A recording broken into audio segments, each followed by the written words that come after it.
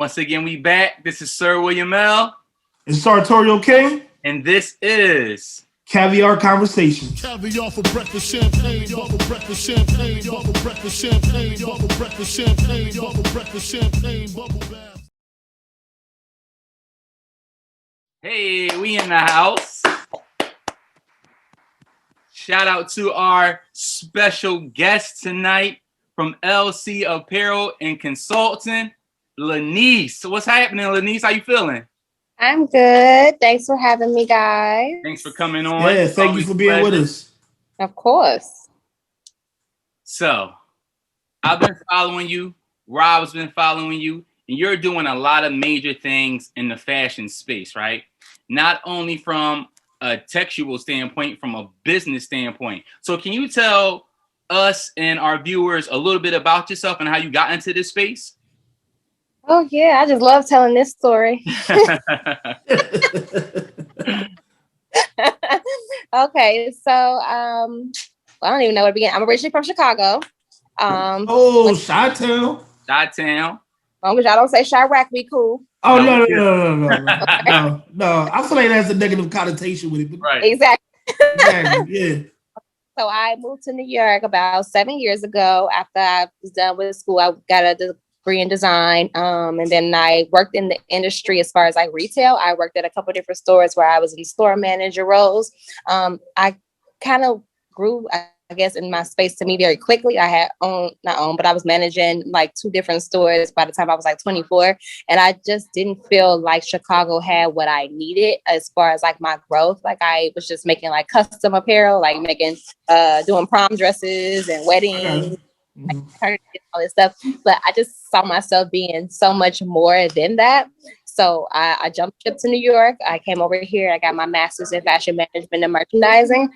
I would say that transition from Chicago to New York was very hard. I lived on my own in Chicago, but like since I was like 19, but it was different to New York. Like the cost of living is so expensive, but what that got my mind rolling is that you need multiple streams of revenue to live in New York. Like gotta have a pretty penny to live here. So I was always trying to figure out different ways of like making money so that I could honestly just support myself. And I would say support my lifestyle. I'm a little fake bougie. I like nice things. I like to travel. As we all do. Yeah, we know. Not even a fashion side. Like I like to eat. So I'm a good for give me some steak, some lobster, some caviar. But then it's like I want to go to other countries and eat steak, lobster, and caviar. So what I did was I kind of transitioned the business here where like I was still doing like custom apparel and stuff, but I found myself not liking it after a while. I found myself being super duper frustrated because I felt like I was playing seamstress role. Girls would show me pictures and stuff like that of things they see on red carpets and models, and they just ask me to make them, which to me takes out the creativity from it. And it really is just me sewing. Like you're not actually asking to create, you're asking me to copy something you see from a celebrity. So I just took a step back, but I always found myself as a natural born teacher. I love to help people. I was, when I got here, there was no unity. I met a lot of Black women designers just, from being on Instagram, also from doing like fashion shows, trying to get my name out there. So I created like this little group message or whatever where I put all this in, and it started with like 7 people and it ended up being like 30 people. So I started, mentoring some of the women in the group with like just some of the education that I had and talking to the girls and stuff like that. And one of the girls in the group was like, she was just like, you really like this. You probably should just teach classes. And then one of them asked me, could I help her make some patterns one time? And then she was just like, why don't you just do patterns for other people? So it was really like some of the girls that was in this group that kind of pushed me because they called me Mama Lenese, so I always got the answers. They were like, Lenese know the resources, Lenese got the answers. And then I worked in the garment industry once I got here. I worked for Calvin Klein for a while, Karl Lagerfeld. I worked for even low-end stores, Burlington, Ross, TJ Maxx. I worked at Panties Plus Inc. I made lingerie and swimwear, pajamas. So I was well versed in the garment industry. And then I had like just experience on my own because I can pretty much make anything. So I pretty much started the NYC Garment District tour. And it was really one of the girls from the group that was just like, why don't you just put a price tag on it instead of just like telling everybody like about all the resources and stuff. And I'm just like, I just want to help people. And it's like, you can help people, but you can still, you're good at it. You can you can living from doing it.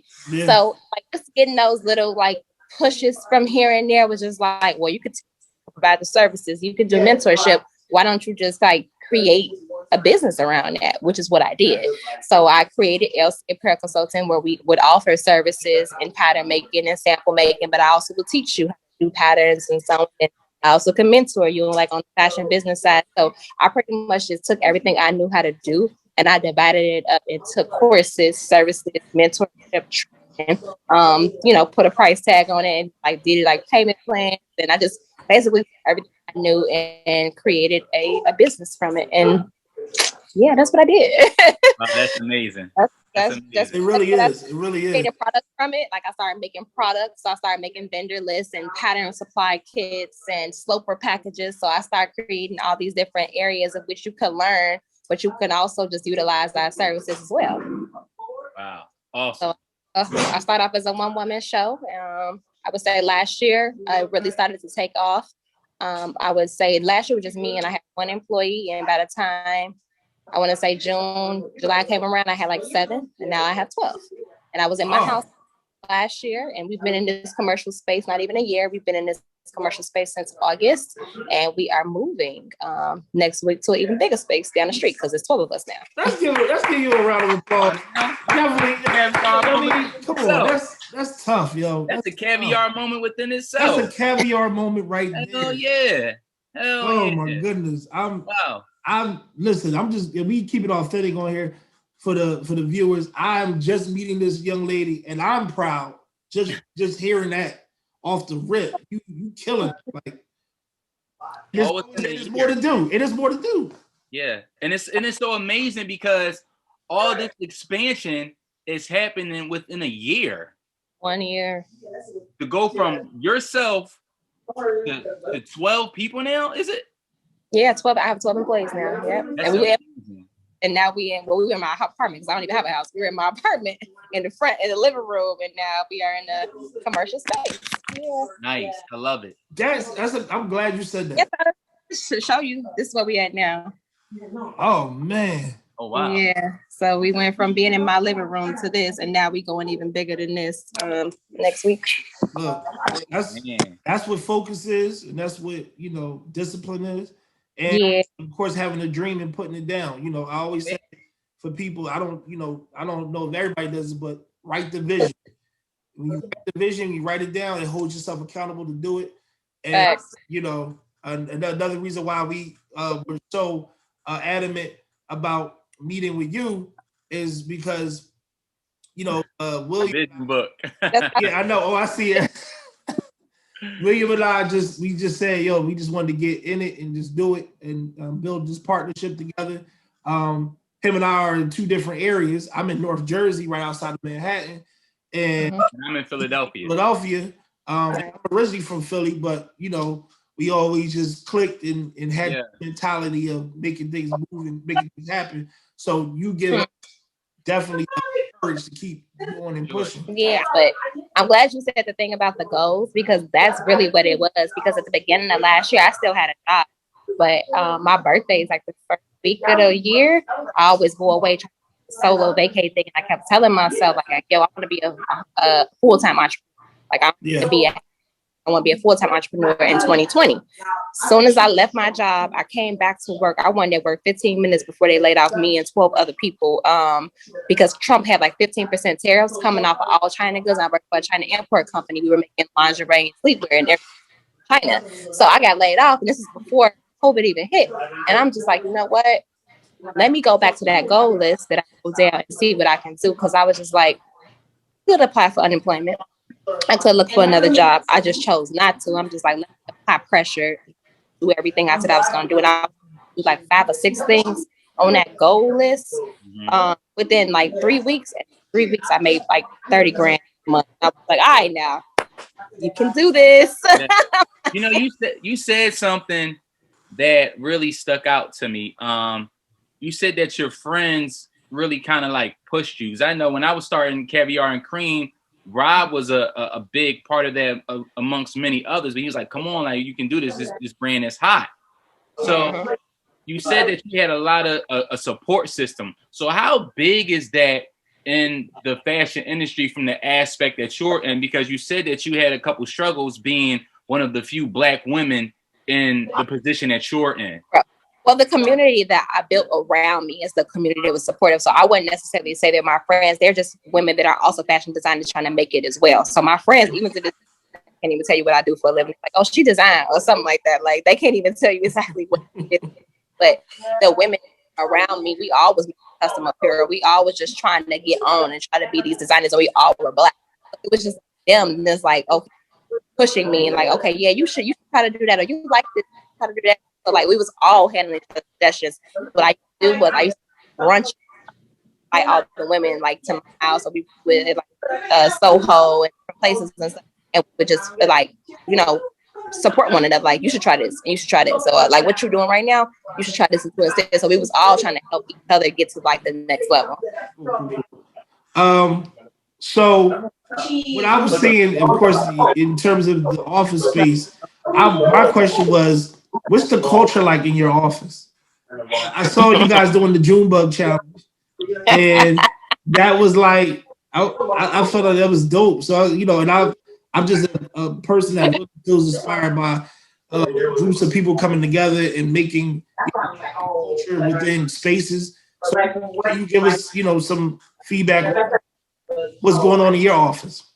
Okay, so for my company culture, I would say that I'm definitely the cool boss. I'm extremely laid back. I definitely feel like the reason why our culture is really laid back and cool is because I allow everybody to be themselves in this space. Everybody is allowed to be themselves. Everybody's allowed to express themselves creatively because, of course, well, I'm surrounded by creators.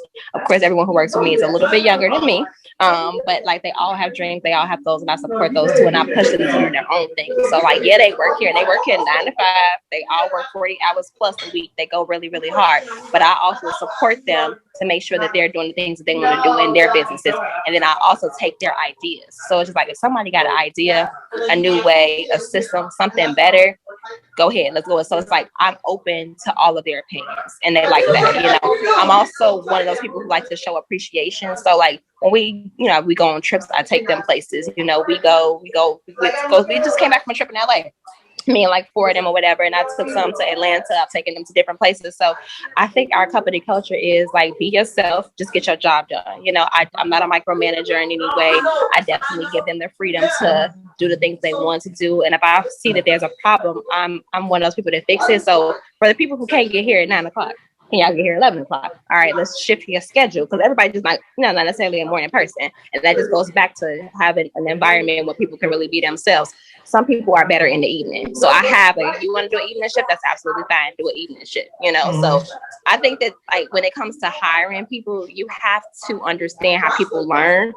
You have to understand how they receive things, and then you got to put people where they are good at. You know, if I see an area in which like they need a little opportunity there, I'm going to shift things around and move things around. That's another thing. We don't have a set, like, it got to be like this in any way. We would change something in a heartbeat around here. Like, if something not working, we moving on to the next. Like, we're going to try a new system. Like, let's try this instead. Let's do this instead, you know? And, I try to stay away from like write-ups and, that type of shit. Like, we don't do that. It's just like, I want to play with me, I'll find your ass. Like, and I threaten it, but I ain't never actually done it before. But to me, I just think that write-ups and stuff like that just don't work in this space. Like, we're all, of course, I don't employ anything but Black and brown. That's what I do. Like, most of the people who work on this team is Black, and then I have a couple browns like here and there too. But we're a family.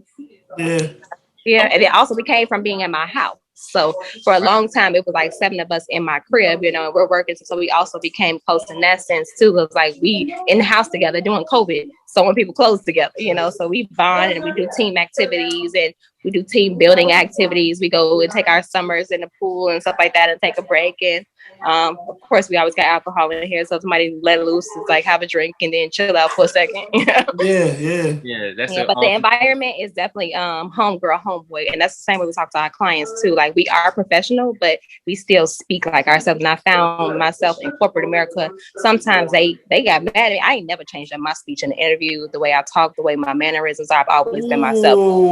Handle it or you can't handle it, because I don't switch up. How I talk to you in the interview is how I'm going to talk to you when I'm in the position. And I've had some cultures that embraced it, some company cultures that embraced it at first. But then when I'm in there, they weren't messing with it. I'm like, this is who I was in the interview. So I'm not gonna be any different now. So I think I do the same thing here. Like, be who you are. Just like be yourself.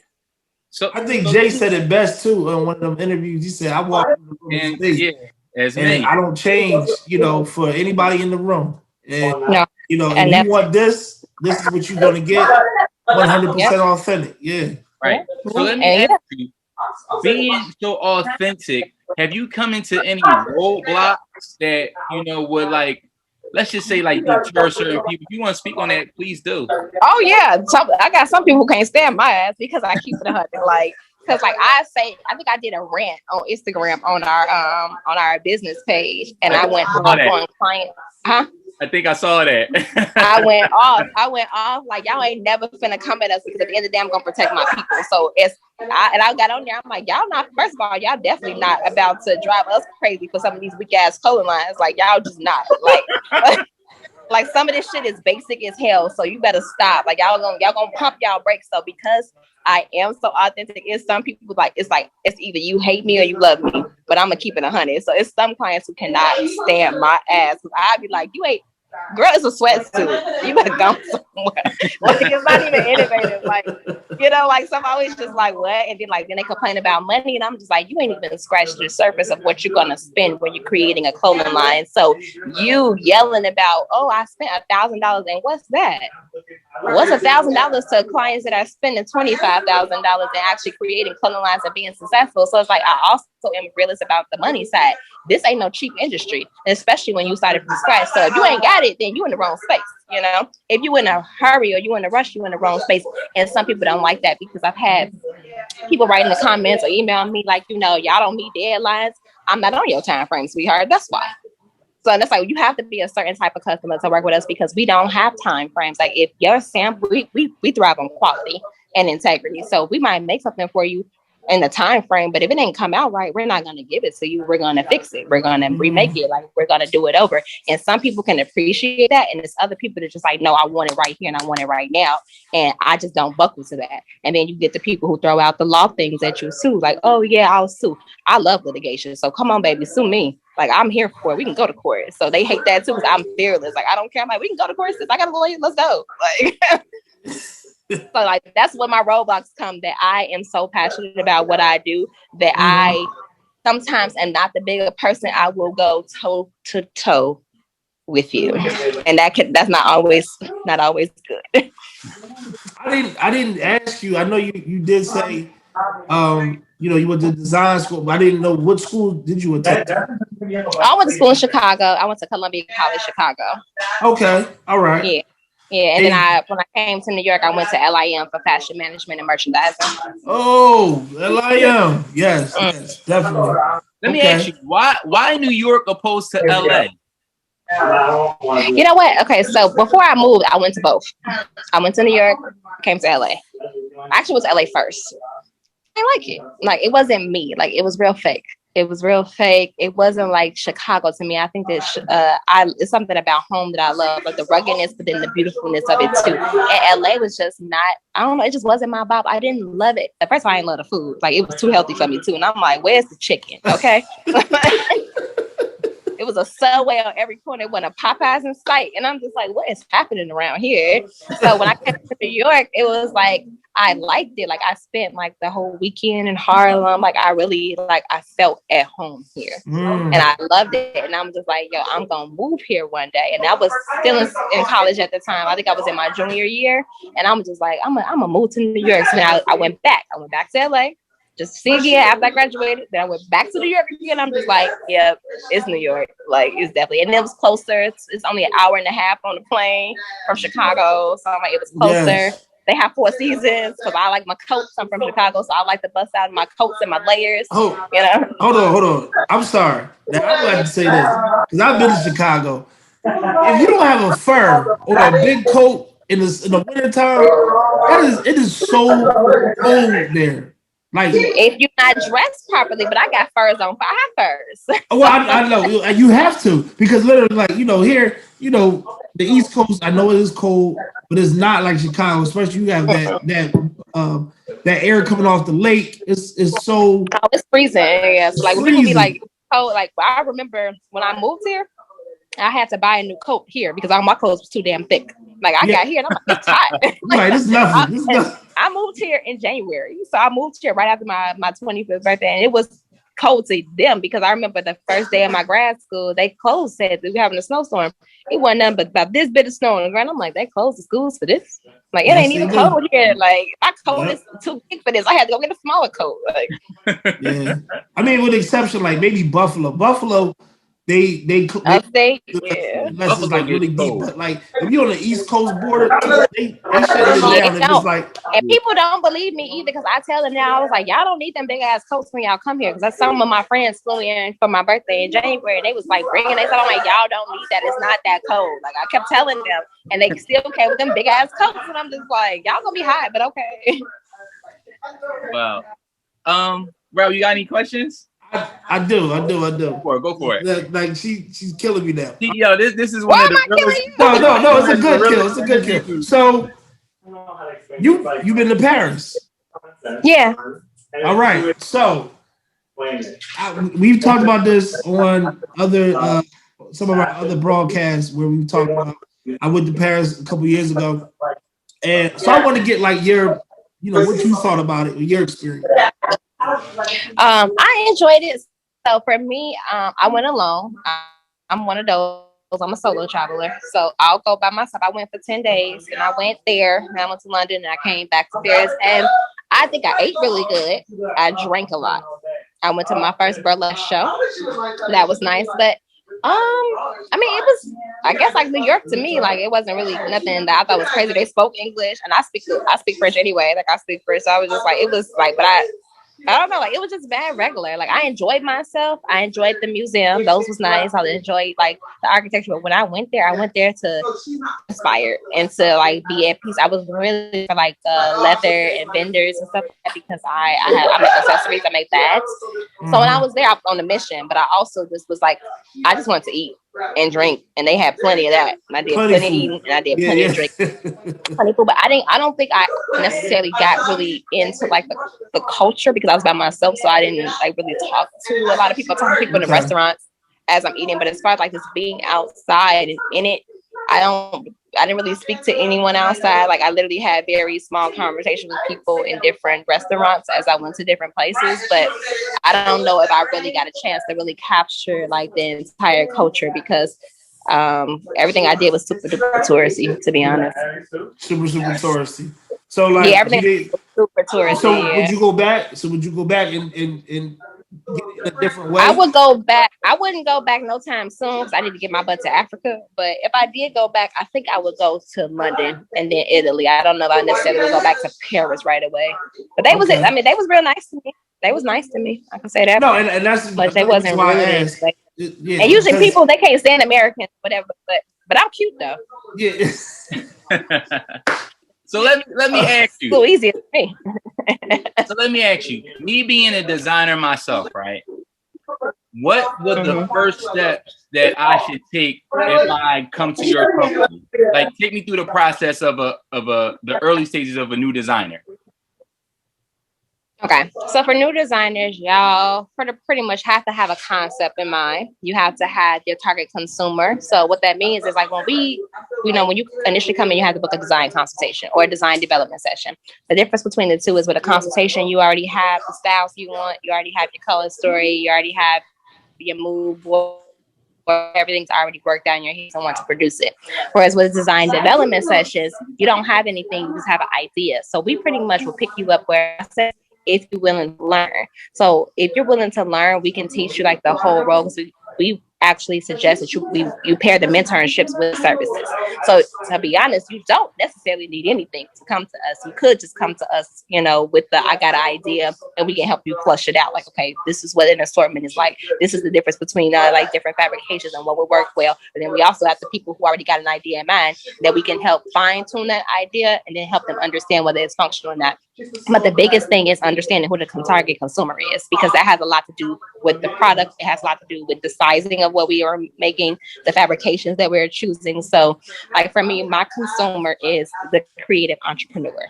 She is the woman who works a lot, who wears a lot of hats. So what do you make for that woman? You make jumpsuits. Why? Because she don't have a lot of time on her hands. She ain't trying to put together no look. She want one piece that's comfortable that she can roll out the door with. So that's why I only make jumpsuits, and then I make bags.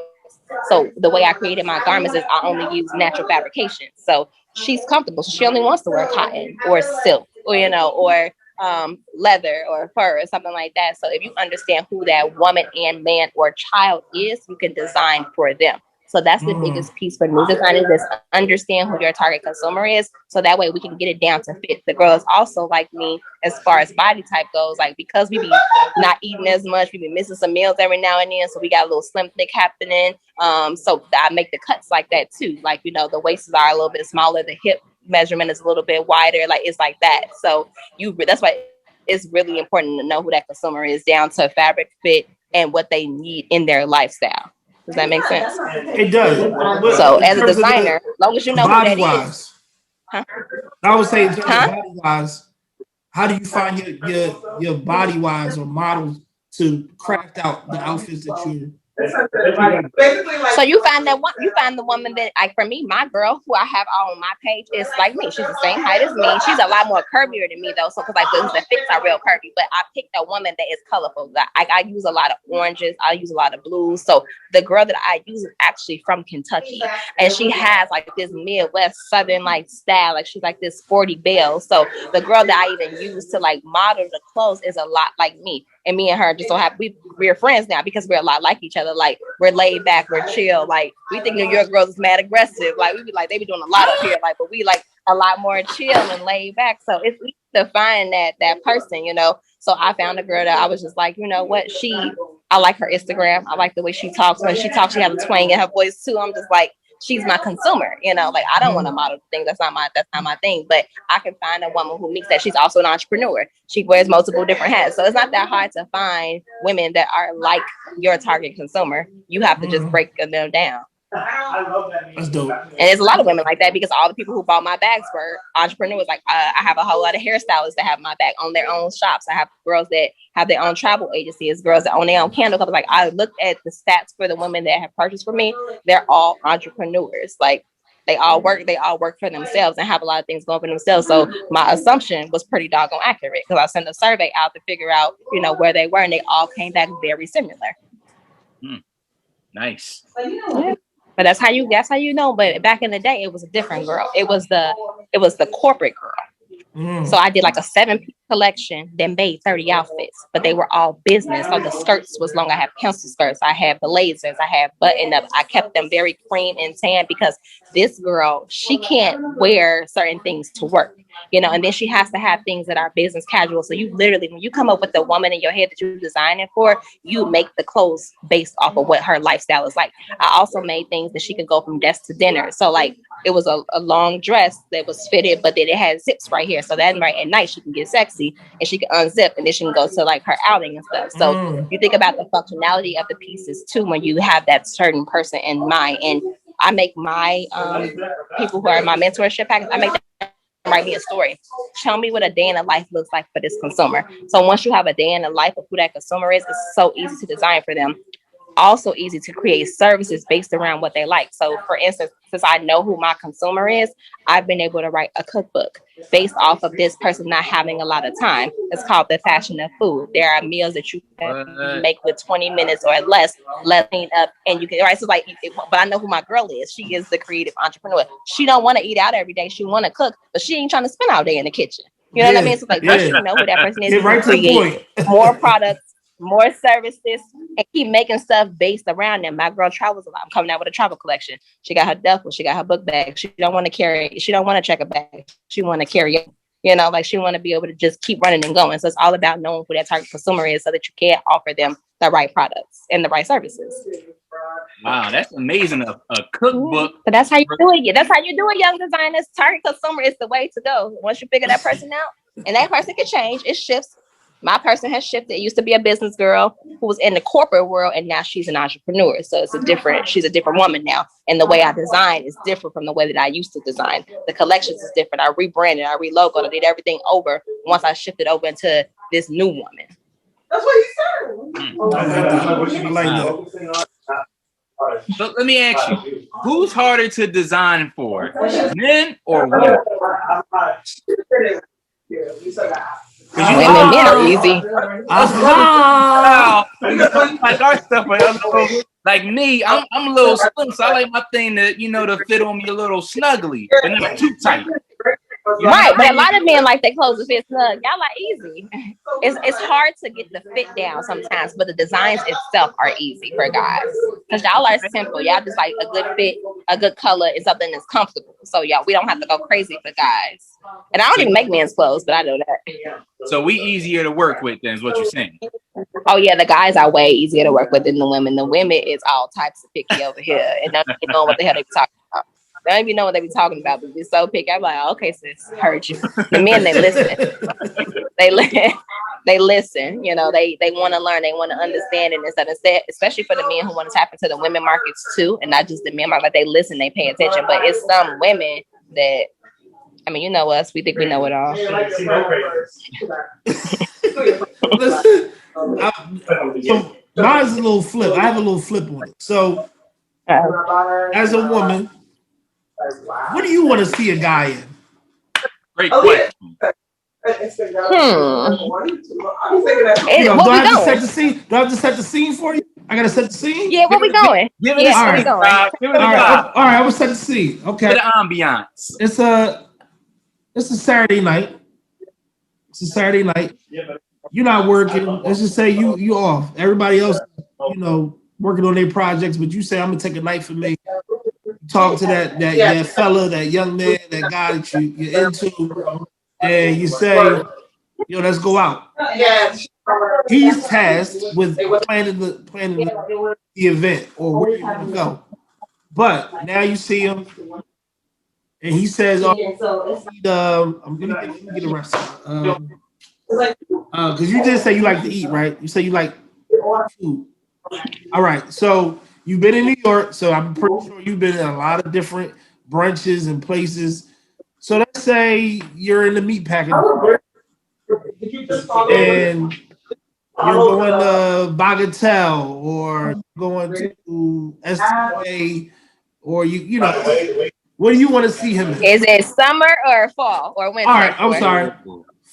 It's fall. It's fall. Okay.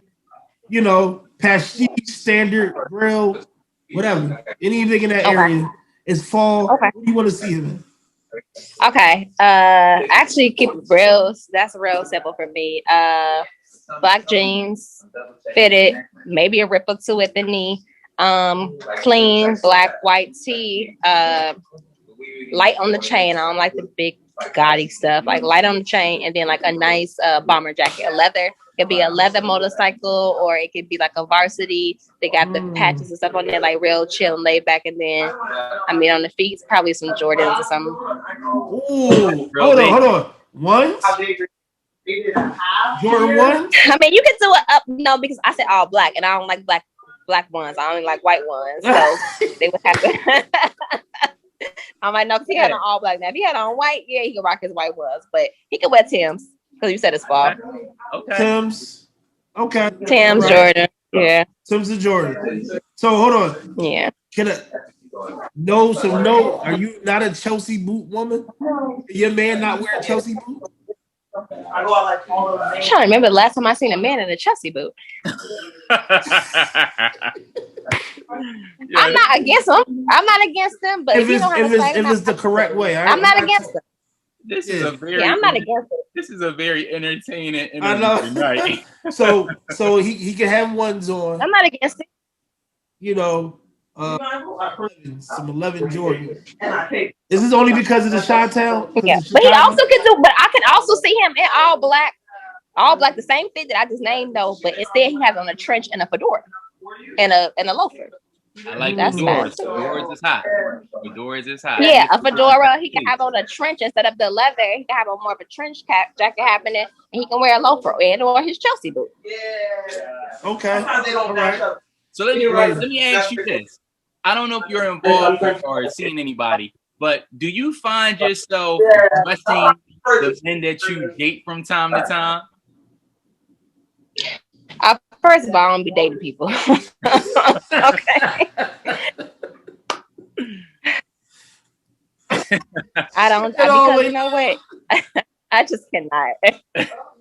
I just cannot. The last relationship I was in, which was about 2 or 3 years ago, I didn't have to. He could dress himself. I gave my opinion every now and then. I would make him something every now and then if he asked me to, but I really was just making whatever he asked me to make him. He was fine. He knew how to dress. So I prefer not to. Like, I don't really want to dress you. Like, I want you to have your own swag or whatever. So, and as far as like, if I'm dating you, I'm really not going to tell you how to dress.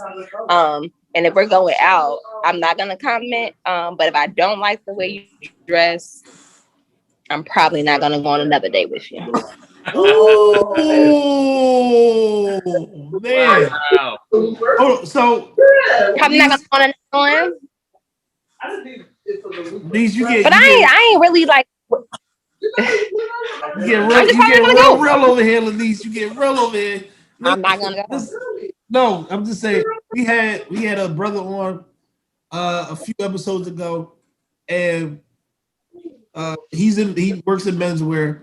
We're talking about fragrances, and one of our things was that we were always asking, like, and by the way, Lenese, just to let you know, you have started the mission because you are our very first woman in period. Oh, okay. Literally. Okay. So you are very high. I'm honored.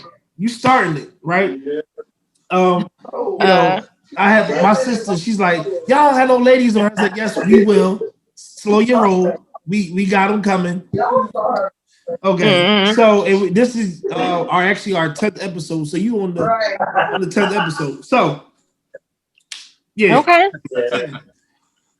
But we were talking to my brother about it, and he said, you know, we was talking about fragrances, and we were wondering, what do ladies want to smell on a man when in the present, especially in the office space, because people think about that too. They always think about going out, but they never think about when you're just in a professional setting and what people want to smell all day. I mean, for me, I'm like the girl. I like Axe. I guess like that's a day-to-day one. I like essential oils. I like this one called Sand. I really like the way it smells. I like Gucci Guilty. I feel like I bought that for a dude before. Not that he deserved it, but I bought it for. You know, and then I bought that. It goes right along with what you just said. Yeah, I bought the Armani Code for a guy before because I really like the way that smells. So I would say Armani Code, Gucci Guilty. Axe if you just need like an everyday smell. Like I guess Axe is good. I like the way it smells. Golden Sand. Golden. Yeah. And sand and the essential oil. Yeah. So let me ask you. Yeah, like it's a certain scent though. It's a certain scent. It's called Golden Sand. That's the scent. Okay. Okay. All right, I got you. Okay. So let me ask you, being a Black woman in the business aspect of fashion, because you know we see a lot of Black women in the more of I want my own line, my own garment or whatever. How is it being a businesswoman in fashion opposed to being a designer? Because we, like you said earlier, we don't see too many Black business women in fashion. You know, like Fenty, right? But we all know that Fenty is owned by Bernard Arnault, who owns Moet. So it's kind of like Rihanna's under somebody. Like she's a boss, but to a certain degree. But you're like, no, he's the boss. Robert Arnault is the boss of Moet. Exactly. Yeah. Right. I don't like him. I don't like him. But you got to Hold up. He's a good businessman, but what he did with the only thing I don't like about him is that when he came in, he took over all those fashion houses and stuff like that were, you know, in bankruptcy and stuff like that. He lowered the value of the products. Like Gucci, the way Gucci is made now, first of all, it's made in China. It's not even made in Italy no more. They used to use like 100% Pima cottons and leathers and silver. Now they're using polyesters and rayons and all type of bullshit. So I don't like him because he took the names and he devalued the products. Okay? Talk that talk. She's talking that talk. Yeah, I like that. You name it fabric. If I take over a business, I'm gonna hold the integrity of that said business. And he didn't do that with a lot of those brands. None of that. And there's too many brands underneath his umbrella that has shitty ass quality. That's all I'm saying, you know. And they're established, well-known brands. There's so many things under there. Dior's under there. Like Alexander McQueen is under there. It's a whole bunch of brands underneath this umbrella. It's very interesting to say the least. But I can see that they're definitely going towards the black market now. They love the black consumers because they're definitely designing and stuff like that way more urban these days. They're doing what they're supposed to do. But to answer your question though, to be a black woman in business, I mean, you just got to have a certain mindset. That's all. Like you have to just be constantly thinking about multiple strands of revenue. You have to think about putting other people on and putting other people in positions where they can make money and be successful as well. To me, that's a true business owner, where you can help other people evolve their business. That's what I do. I'm helping designers evolve their businesses. And when they come underneath my wing, I'm teaching them how to be business owners. Like, yes, you are a designer, and I get that. I started as a designer as well. However, there are so many other avenues that you can go on and do as well, and make sure that you have multiple strands of revenue. Just like these big brands, they're not only depending on the success of their clothing brands, they're depending on the success of their cosmetics, on their fragrances, and all the different things that they do. You're now seeing all these different celebrities teaching master classes, also partnering with H&M's and doing business to business like that because of the business mindset. So they just have to change their way of thinking. Like, yeah, you could be a designer, but you can be so much too. What do you think about? Just keep your. I want to say you got to keep your mind open. That's all. Like you just got to keep your mind open to like. You can't stay in one. All possibilities and community. Can't stay in one lane. So what do you think about these designers now? Because we all know Instagram is a big platform, right? And people get more exposure off of Instagram from things that when I was a young fella, that it just wasn't there. But you have a lot of designers like re-garmenting like high-end fabrics. Like you have a lot of designers taking fabrics and making jackets out of that and clothes out of that. So what do you think? Does that lower the value, you think, of the brand? Because now you have a black designer like remaking a line that's already made. Well, I mean that to me that's about the money. To be honest, like, it's more so money based. It's not creative based to me. I mean, except for outside, I think that when Dapper Dan used to do it, that it was creative because his silhouettes themselves were creative. Like he did, he exaggerated the shoulders and the sleeves, stuff like that. So I think if you're taking those fabrications and you're doing something different that has done before, it's cool on a custom realm.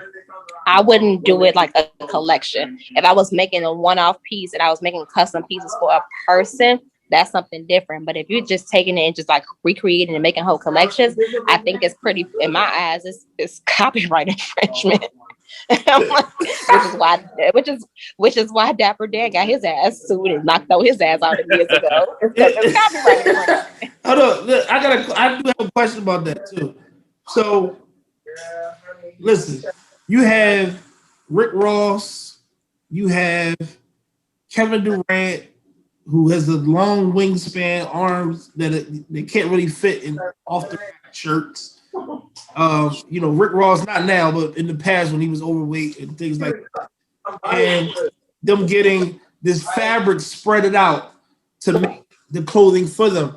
Now, we know Rick Ross can't buy an actual shirt. We know he can't fit anything off the rack. So what is that? That's custom. It's custom. Mm-hmm. But is it still the brand, or is it? Yeah, it's based upon whoever made it for.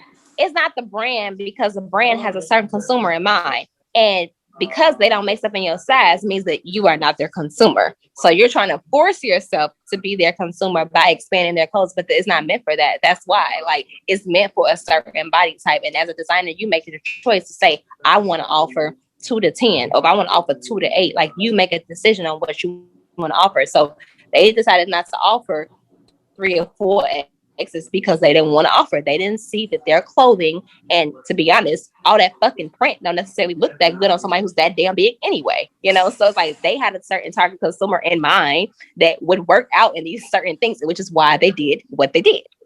Yeah. I'm asking only because the guy, I can't remember the guy's name. He did custom stuff for Kevin Durant.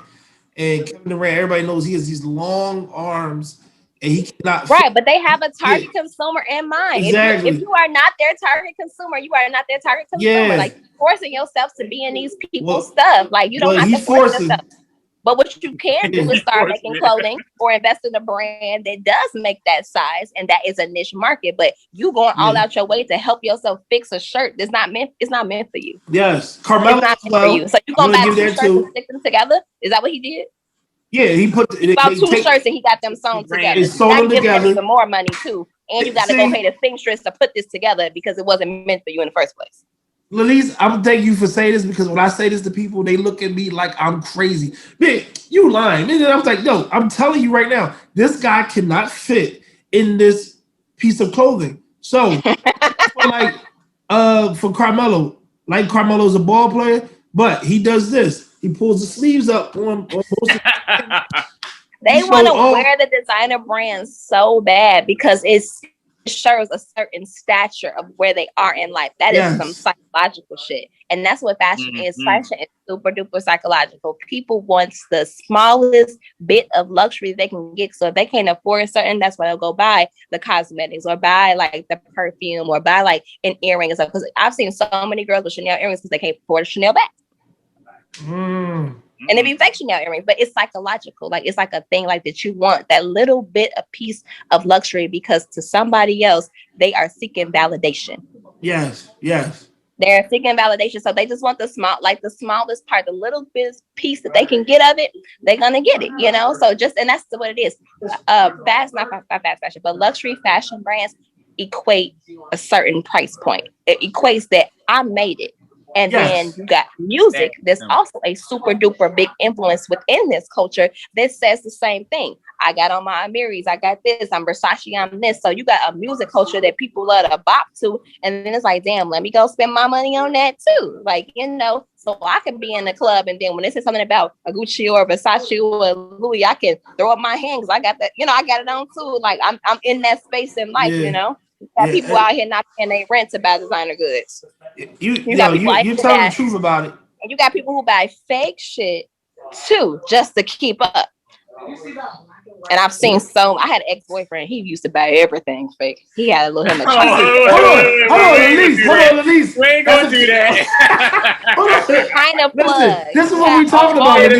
Get to it. All the fake stuff. Can you talk about that? You ready to air him out? I say what I want. What I want. He bought so much fake stuff. And them boxes used to come in. He used to have North Korea on them boxes. I was like, one time he bought me a Gucci one of them back, I want to say 2 years ago, where the Gucci came out with the headbands with the studs across it. And he bought me one, and I looked at it, and I was just like, come on now. Like, the studs wasn't even affixed to the thing. Like, they was hanging off. And then he bought the slides. He bought the slides to match it or whatever. And I was just like, you didn't get this from Gucci. So and he only like Gucci. And then he was just like, but it was like, first of all, the shoe clearly was like, he said it was an 8, but I stuck my foot in it and I'm like, bruh, this is a 6. This ain't no damn 8. Like, I can't even fit it. But I just thought it was so funny because I'm not into that. He like, you don't have nothing. He's like, you don't have nothing designer. And I'm just like, I don't need anything designer. I can make my stuff. Like, I don't really care about stuff like that. He's like, but we going out. We going on vacation. I want it. And I'm just like, I don't want it. It's not I'm going to make my swimsuit, boo. I'm gonna make me a headpiece to go with it. I'm not interested in that. He was so interested in that because he seeked validation from it, not me. You know, but to me, it was somewhat of a downward spiral in a relationship too, because I'm just like, why are you so fixated on what everybody else thinks? And you gotta have this, like you rather go buy this cheap shit over here than to not pay your bills. Like, it was crazy, and it can literally mess things up. I'm just like, this goddamn fool got his priorities fucked up, and I ain't with it. Like, so let me ask you this: have you seen some stuff that is not name brand, and I'm sure you have, that looks way better than some things that are hot in? Like, yo, I see $750 on that bag, and it's not like no name on it. Yeah, absolutely. I feel like, and for me, I make handbags, you know, and I think that my handbags are better than a lot of these bags. Like, I'm just like, my handbags are real leather. They're real suede. They're lined with 100% silk. They're made right here in USA. They're exclusive products or whatever. Like, I think that there are a lot of brands out there, especially small designers, that got some really good, amazing things, but because they're not super duper famous or well known, they're looked over. But that's I'm that consumer though. because I buy from Black brands that I know has great pieces that are made in the USA, and I rock. And everybody's like, "Oh, who is that designer?" But that's because I'm very selective with who I buy from. And there's a lot of great designers out here that don't plaster their name everywhere. I hate that monogram thing. It ain't got to be a goddamn D or LV everywhere. Like, just put it on the back on the label. Like, I don't like that. But that's a certain consumer who likes to have everything everywhere. Whereas, like, I'm not like that. I'm gonna put a small logo in the corner somewhere, because what's gonna speak is not the fact that it has the name written all on it, but that it's actually a quality, fitted, well-made piece. And people, you hitting that right on the nose. I'm gonna tell you. Yeah, they go for the thing with the names on them, because like, yeah, I got a homie that I love. Yeah. I got a homie that I love that he feels. We have this discussion all the time. He feels like if it doesn't have the certain name on it, then nobody will know. Me, I'm the type of person that, you know, I mean, outside of this, with my clothing, regular other clothing that I'm wearing, you know, I don't have to have the name on it. I feel like if you know, you know. If you know, you know. Exactly. Like, I can have like, and I have some pieces for some people. I got some nice exactly. Pieces, but it's not. I have like a Fendi skirt, a finish. I have a couple of different things, but I don't have the stuff with all the F's on. I don't have that. That's exactly. Not my so you know? Yeah, that's my piece. Is like, if you know, you know. I don't need to have to broadcast it to let it be known that this is purchased and all. And then for me, it's just, you know, I've been raised up under people that just were never showy. It was like we had quality, but it was never you had to show that. It was just. Exactly. And especially for me. Oh, I see you, bro. Oh, I see you, girl. I see you, you know. Exactly. And I'm a shoe girl. I got Giuseppe's, I got YSLs, but it's not like, you know, like what they like. I bust out different YSLs all the time. You have no idea, but I'm comfortable and I'm not kicking my shoes off. And I don't have to wear me no slippers because my YSLs are comfortable, honey. Like, they have a leather sole, but you might not know what's like you, but then red bottoms hurting your feet, ain't they? Because you want everybody to know your bottom is red. You want everybody to know. Yeah. But YSL, I could walk in them. I could walk in my 7-inch heels all night long and be solid. Don't nobody even know I got on YSL. So I think it's safe to say that some people buy for the name instead of the quality. Absolutely. Yeah, definitely. And what's the name said it? You were saying earlier, Dapper Dan. I watched the interview with him. He was saying also those brands. It was aspirational. So those people like, I want to buy this because I want to be at this. Even if they weren't there, they were saying, at least I can, because I have this piece compared to someone else. Right, so I feel like I'm there. And I think it was talking about like the drop off of urban brands. You know, like, you know, when we were growing up, Sean John was hot, where it was hot. Well, the reason why that even dropped off like that is because they flooded the market. They saturated the market so much that nobody else even wanted it, because it was in every department store, on every rack, and it all ended up looking the same. So when initially, it was just like the Carl Knives, like the FUBUs and stuff like that. But then when you came with everybody wanted a line, didn't Nelly have a line? Vocal? Like all this. Yeah. Hold on. Like, hold on. You right like about that? But he's so crazy with the apple bottoms. Apple bottoms he went public with, and Oprah made him a lot of money with apple bottoms. Yeah, apple bottoms was good, but Vocal was not good. Yeah, Vocal was trash. Yeah, it was trash. Like Eminem had a line. Like, it was just all these things. Like, it saturated the market. It was just like, it's too much. Like, it was a certain, when it was just, you know, Enichi, Echo Red, little academics, little peppy, but it just got too much, and the buyers got tired of it. And then that stuff was only in a certain area of the store. It was in junior selection only, so it's only so much you could put in Macy's, and you could put in these different stores. And of course they had the stores like the Jimmy Jazz's and stuff like that had those type of things, but it's just like they saturated the market and everything looked the same. It had the name across the front, it had it on the back of the jeans. What else you got? Yeah, no creativity with the design. It was not. Like, it was shirts and jeans, and it was the girls like, you know, skirts every now and then. But the academics, like in high school, I did. Academics. I ain't gonna hold you. I had a peppy jumpsuit, but it all looked the same. I had, you know, I had an academic sweatsuit. I had the terry cloth boy. Man, I ain't heard. Lenese, did you wear? I had pastry. I did. I wore it with Darion, and I wore it with Baby Fat. Rob, what's that hat? I wore my pastries with my Baby Fat. What was that hat everybody was wearing? Was it a Dada hat? Dada. Hold on, Dada precedes me.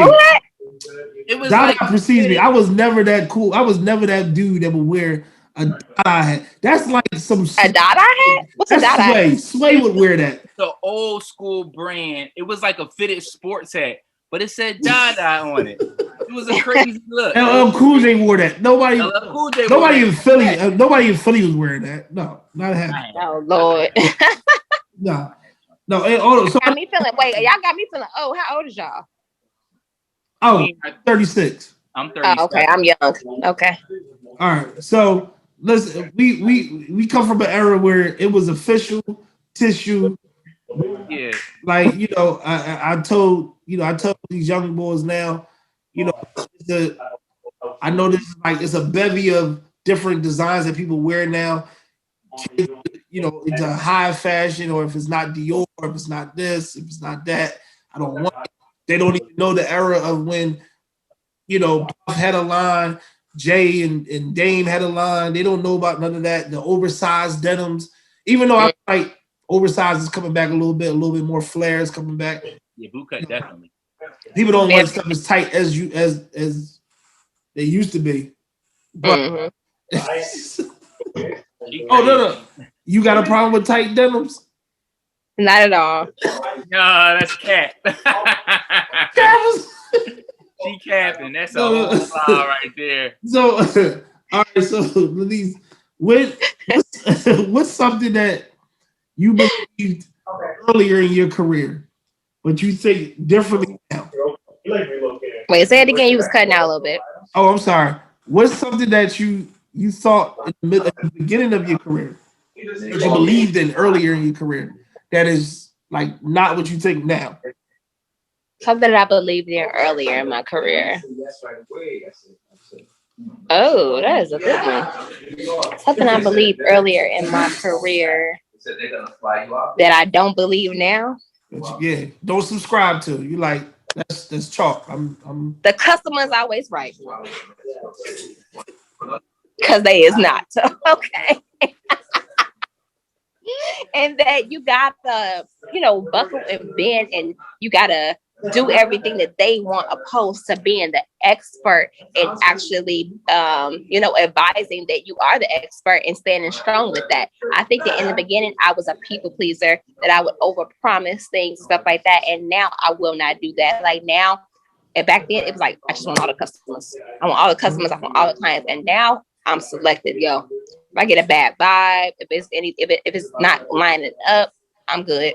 Right. So I think that thing like that, all money is not good money, because if it's gonna mess your peace of mind, it is completely not worth it.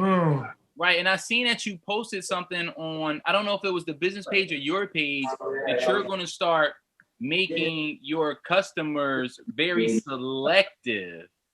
Get damn straight. I'm assuming that this is why, because it's been a lot of people. It's crazy. Like when I tell you, I have learned over the past year that people are insane. Then to the point where I'm just like, okay, yeah, I can't take anybody. Now, I really built the business on like, yeah, we can make anybody's dreams come true and stuff like that. But it's just like, it has to be a partnership. Like I can't want it more for you than you want it for yourself. And then you have to also be educated in the process and want it. That's a thing from like me educating you and you want to learn. Because I'm constantly explaining things over and over and you're not comprehending. It's because you don't want to. You like letting it go in one ear and out the other. Like you don't care. You just want your product and you want it now, opposed to like you actually listening to me and what I have to say and understanding that I am the expert and telling you what you need to do. I've seen too many people fail and I fail. So it's just like, well, why wouldn't you? I'm trying to stop you from doing that. So everybody is not teachable and everybody is not a good client. And yes, I will be screening their asses from now on, because you're not going to mess with my peace of mind. And I think that biggest thing for me is all the young girls that work for me, they can lose that tenacity that they feel about their job because of these clients, because they're super passionate about what they do. And I've seen it happen. I've seen them be so down because something didn't work out right, or didn't go right, or a customer yelled at them, or a customer said something to them, and it makes them not love the thing that they always love. They used to love sewing, love how to make it, love a lot of creation, and these people can make them hate their jobs, and I don't never want that to happen. And I see them get discouraged. I see them get down. I see them so full and like we want to cry. And it's just like, well, I was really trying. Like I'm working my hardest. I'm coming in here early. I'm coming in here on the weekend. I've seen them work so hard and still not be able to please someone that's just completely unreasonable. And I've seen it happen right before my eyes. And I'm just like, I don't want them to ever be in a space where they hate their job. Not here. So, and that's what they got me down to. And it's just like, they driving them crazy. They driving them down to the point where it's like when I asked them if they working on their own stuff, they was like, no, I don't want to. I have no desire. I'm unmotivated. Like this used to be fun to me and it's not fun to me no more. And I don't never want to hear that ever, because the reason why we're here is to help others. But at the same time, it's for them to grow their brands as well. So that is the reason why I changed that, because like, you're not gonna make me, and either me, I question myself. I mean, like, yo, do you really want to do this, please? Like, is this really what you want? And I found myself questioning myself because of situations where certain clients, instead of like really looking into the ones, I'm like, I have some amazing ones. They don't make me feel that way. They make me feel like I'm appreciated. Make us feel like all this hard work and everything we're doing is worth it. Then you have other ones who will shut us down and make us feel so low that we question what we do. So I ain't gonna let them fuck with us. That's I think that right there solidifies the evening, brother. Like I think, you know what I think it is time for, Rob? Caviar moment. There you go, my brother. Caviar moment. All right, so why? So I don't have none. No, hold on. So why? Hold on. You're not gonna do that, Lenese. You're not gonna do that. You're not. You gotta relax. While we're doing the caviar moment, hold on. You take your the wine. The wine. I don't have a cracker. Get your wine. Get your wine. Get your wine. Yes. Okay. All right. Is it? Do you need to refill that? Yes. Yeah, I will. Yes. Go ahead. Take your moment. Yes. Go ahead. You crazy, Rob. Y'all is funny.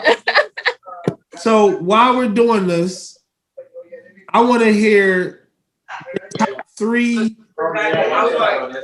Give us your top 3 goals from this point where you are now. My top 3 what? Top 3 goals. Top 3 goals. Okay. From where you are now, not from where you've been, but where you right now, today, moving forward.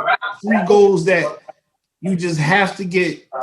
You have to take by the root and just get it done. Okay. I have to finish my book. It's called A Life Design. Put it out there. I definitely think it's gonna, motivate and inspire a lot of people. So finishing that book is goal number 1. Okay. Goal number 2 is creating my online curriculum. I've done a lot of teaching and stuff like that, but I really want to put it in a space where people can learn at their own pace. And I want to do a categorized learning experience where if they want to focus in on textiles or patterns or like design business, that it's a well-rounded program so people don't have to spend $40,000 a year on education that don't teach them shit. So that's goal number 2.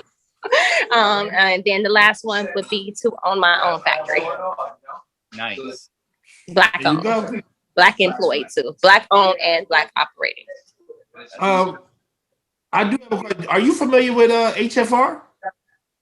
HFR, Harlem Fashion Row. Yes. Brandis? I am familiar with Brandis. Brandis is actually I went to her retreat. Brandis is the one who told me that I didn't want to design. She said, Lenese, you don't want to design. You want to run the business. Don't even worry about the design. And she told me I was sitting on a gold mine and that I would be quitting my job within 6 months. And I ended up, it was 6 months. She was right. She said I was sitting on a gold mine. She took a private meeting with me like a little bit after the retreat. We met up at a hotel. We had lunch and we talked about everything. She told me I needed to raise my prices because I was not attracting the right type of people, and that what I had was a beautiful thing. And I was a young Black girl that was going to be quitting her job real soon. She definitely spoken into existence, and she definitely helped me get my first swoop of clients. Some of my best clients came from that retreat and clients that Brandis recommended to me. Shout out to Brandis. Shout out to her. And I'm going to say this because I've met her before a couple times, and I went to one of her also when she had a talk with June Ambrose at Schaumburg in Harlem, and I've seen when she was starting and doing it the opposite week of Fashion Week. She, you had New York Fashion Week, and she would do her thing, and I'm just seeing her grow. Bringing on American Express and different people, and different sponsors. and being a black woman that quit her position in another job and started something else. I commend her too, as well as you.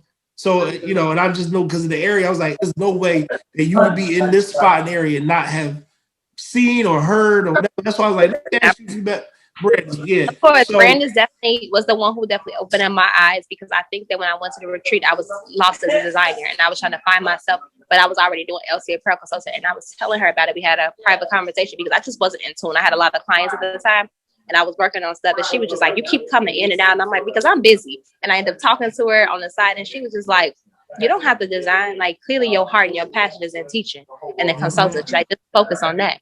She's like, if you want to design, you can throw out a collection here and there, but focus on what your passion is. So she was definitely the one to make me hone in, change my prices, definitely got me more of a, you know, better clients and stuff like that. I met a lot of people at her retreat, and, you know, she definitely endorsed me, which is like, you know, y'all need to work for her, which really is what helped bring the business off the ground, was all the young ladies that I met at that retreat with her. Yeah, and I love the fact that she's just empowering, you know, us, period, as you know, young black fashion designers, entrepreneurs, people that want to get into, you know, just the business to promote us in how beautiful we are as a culture. You know, I know I'm fixated with, like, you know, just the fashion industry and models and all that, as far as the global sense of it. We have so much diversity within our own, you know, blend that people don't even understand until they see certain things, and until they see actually a fashion show that's ran by her, where they, you know, these different companies come through. And Will, you know, I was talking about Luigi from Brooklyn Circus, Haitian born brother, you know. Luigi, I gave him his award at the Fashion 500. I announced him. I hosted that, and I gave him his award.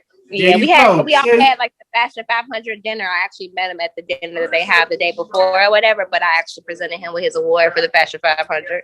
See, there you go. You know what's the big thing is that we need more people of our own people to influence us and push us in these spaces, because everybody doesn't need to be a designer. Like, we have this conversation all the time. Everybody don't have to be a designer. Everybody, and you know, I think our culture thinks that you got to be the face of everything for you to be acknowledged, and that's not the case.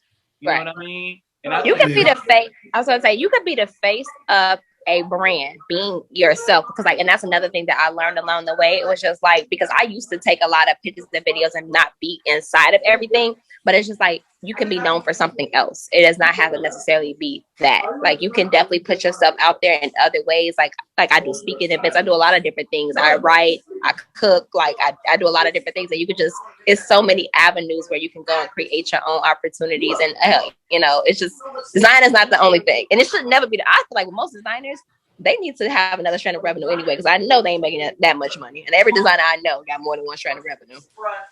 Yeah, I got my cracker. This is one of the. I don't have my cracker. Well, you got your wine, so you still good.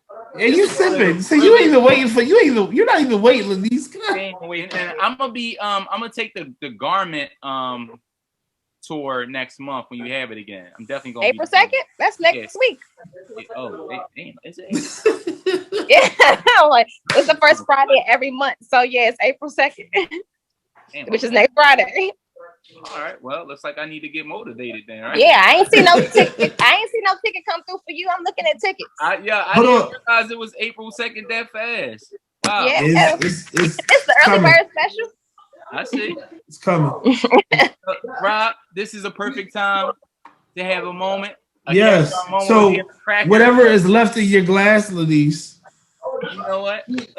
I refilled. So you see this? So this is we do the caviar. Hold on, and don't go there, because literally you are indoctrinated now. So next time you're gonna have your stuff and you're gonna be with it, right? I like my stuff the first impressions, everything. I love it. So this toast is going to be to you. Women's History Month. To Lenese, you come on here, you giving us a wealth of knowledge in such a compact time, and you gave it with reality, you gave it with truth, and just who you are. And we appreciate you so much. I'm going to say this definitely. We're not fake. So literally, because this is recording, what I would say on here is what I would say off. So literally, I'm giving you your flowers now for coming on here and being a part with us. And I just thank you so much for being a part of this broadcast today. And we're starting, so we want people to be a part of this early and not late. Mm-hmm. So you've invested in us early, and I appreciate that so much. Of course. Yeah. Will, you good? Yep. I'm gonna send y'all my shipping address so I can get some caviar cream. Oh, all right.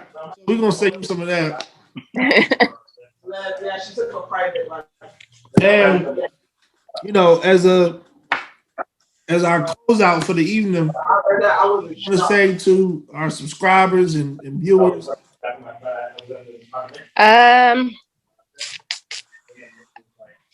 I guess I want to just say anyone that's looking to start a business or be in business, my biggest pieces of advice is to make sure you have your paperwork in order, y'all.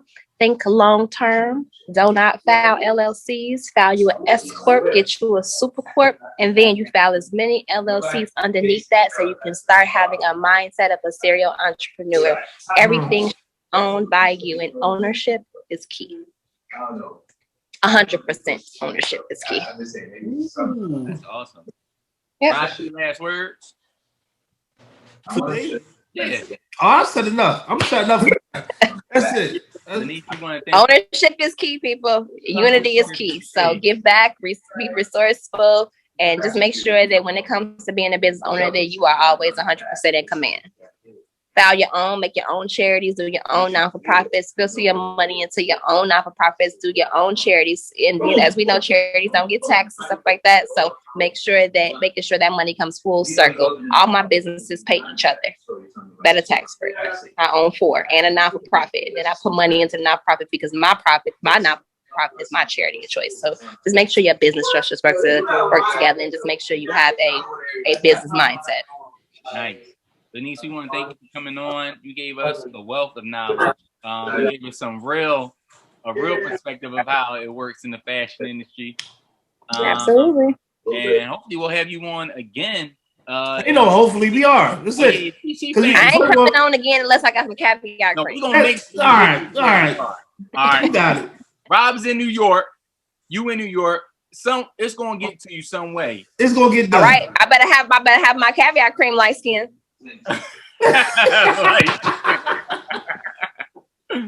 Because if Will was here, I'm pretty sure he would have got it for me. It's a dark skin. Hold on. No, you know what?